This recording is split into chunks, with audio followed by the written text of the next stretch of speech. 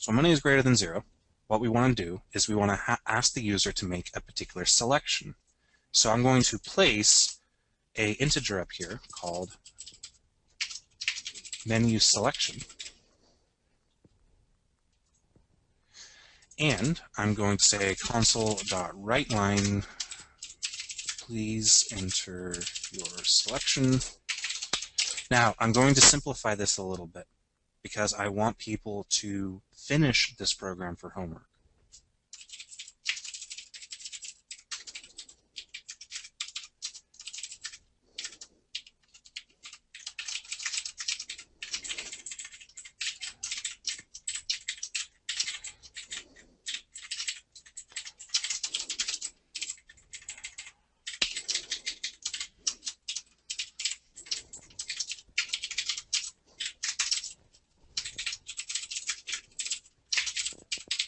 Yeah, no kidding.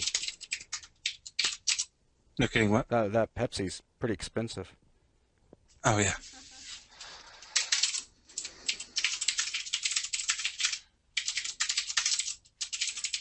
Again, I'm purposefully leaving some bits out. And while you're typing that in real quick, Gabe asks if the Q&A is going to be attached to the video that I'll be uploading, and the answer is no. Sorry about that. We're going to give away the lecture and all for free, but the Q&A is made available to those of you guys that are attending, because keeping attendance up is, obviously really important. So we want to be able to give you guys something, so that attendance isn't just 2 people and everybody's waiting to download.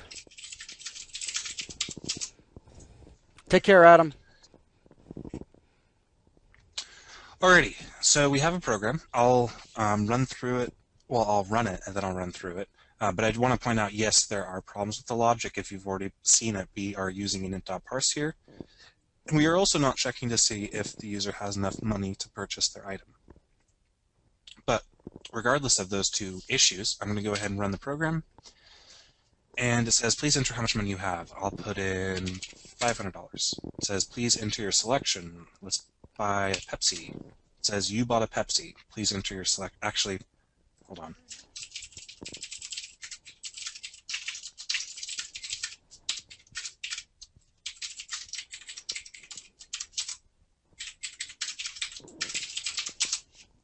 There we go. $500. Let's buy a Pepsi. It says you bought a Pepsi. You have $100 left. Let's buy a Coke. It says you bought a Coke. You have $97 left. And then we can buy a bunch of Mountain Dew. Every time I buy a Mountain Dew, my money gets decremented by 1. And then if I were to buy another Pepsi, it says you bought a Pepsi and then you ran out of money. So, yeah,